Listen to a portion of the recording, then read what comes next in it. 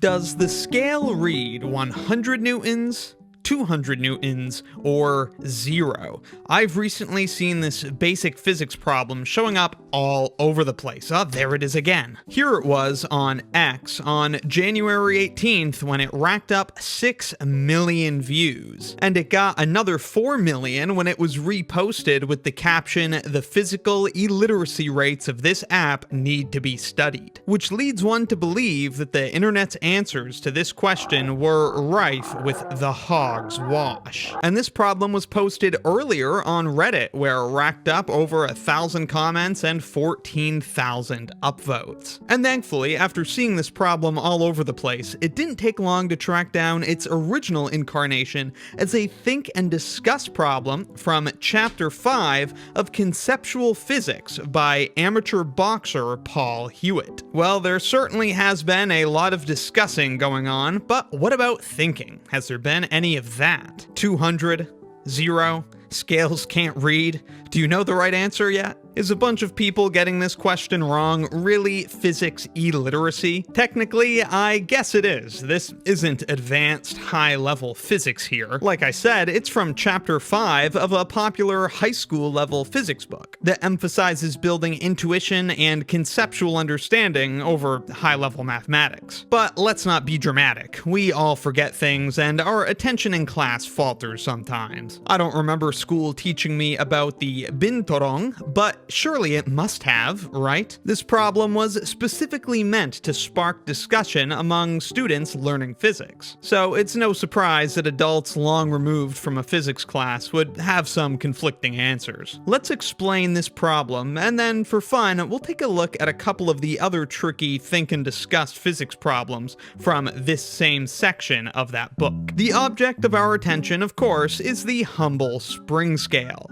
It works almost as simply as a ruler thanks to Hooke's law, which states that the force needed to extend or compress a spring by a distance x scales linearly with that distance. This means if it takes 1 newton to extend the spring to here, then it will take twice as many newtons, 2 newtons, to extend the spring twice as far, and 3 newtons to extend the spring thrice as far, and so on. It's convenient that things here are so simple. As we know, not all things in life are.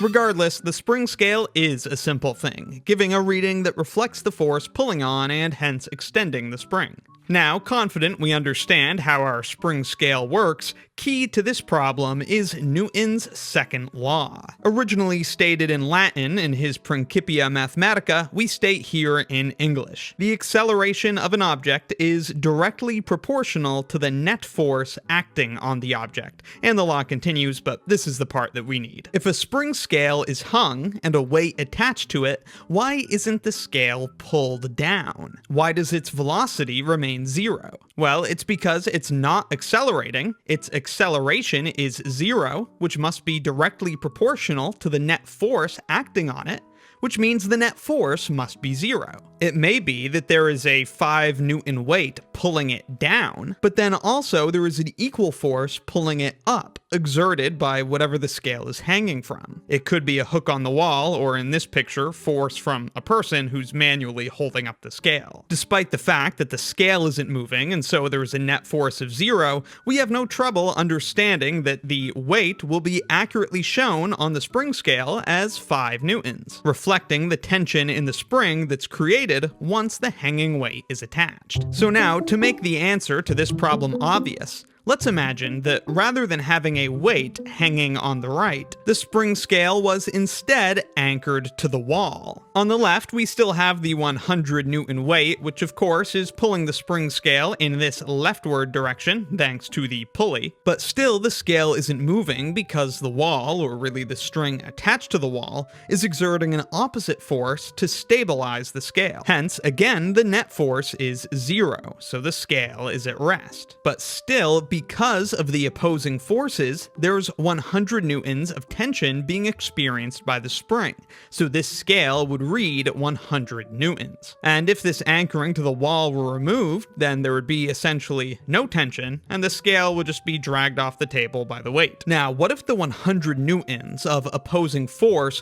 were provided not by the wall, but instead another 100 newton weight, thus giving the viral problem from the book? Does this change the situation at all?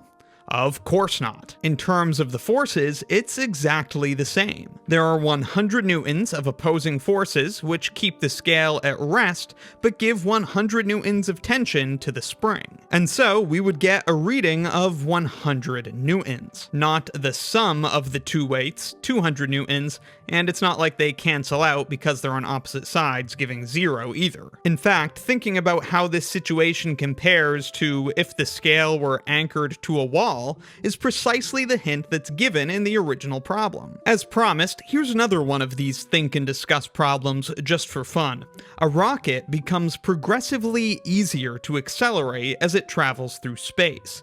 Why is this so? Well, I'm no rocket scientist, but this here is what they call the ideal rocket equation. It relates delta V, the maximum change in velocity of a rocket, to, among other things, the wet and dry mass of the rocket. M0, the wet mass, you may think of also as the initial mass, the mass of the rocket with all of its propellant. Then MF is the final mass, or dry mass, without the propellant. If we solve this equation for wet mass, we see the wet mass, and hence the amount of propellant, increases exponentially as we increase delta V. And with this information from the ideal rocket equation, it's no surprise that 90% of a rocket's weight at liftoff is propellant. This propellant is used up as the rocket goes to orbit, and so as the rocket travels through space, it becomes easier to accelerate. As we all know, force equals mass times acceleration, hence acceleration equals force divided by mass. The mass will decrease as propellant is used up, and so the same acceleration can be achieved with less force. One more, and this last one should be a cinch after discussing the original spring scale problem. The strong man, this one here, can withstand the tension force exerted by these two horses pulling in opposite directions. Then the question is, how would the tension compare if the left rope were tied to a tree and only the right horse pulled? And how would the tension compare if the two horses pulled in the same direction with the left rope tied to a tree? For the first question, if we have only one horse pulling to the right and the left rope is tied to a tree, the man's experience is just like if there were two horses on opposite sides. With two horses, we have a horse on the left pulling exactly opposite the horse on the right, and so there is no movement. The net force is 0.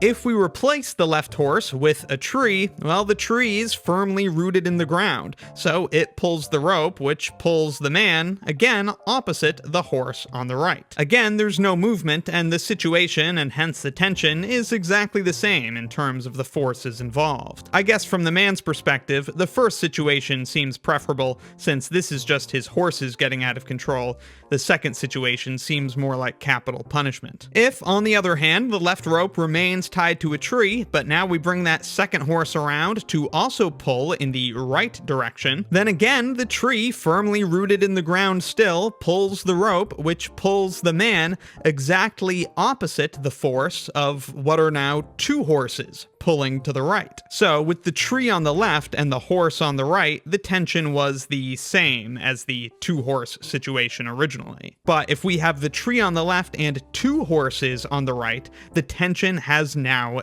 doubled. Again, the net force is 0, there is no movement here, but two horses are pulling with twice as much force as a single horse. It's just that the tree is strong enough to pull in the opposite direction to stabilize the situation. Obviously, if you were to hang two identical horses from a spring scale, the weight reading would be twice that of hanging a single horse, so no surprises here. Well, that's it. Don't neglect your studies. The last thing you'd want is to be caught online not knowing the answer to some viral physics problem. Yeah, see, there it is, number 41. Riverside Drive held me up when the first man I loved died. When I could only say I love you through sobs and say I'll miss you. Last time I wasn't talking shells out of the shotguns. Someone with a much bigger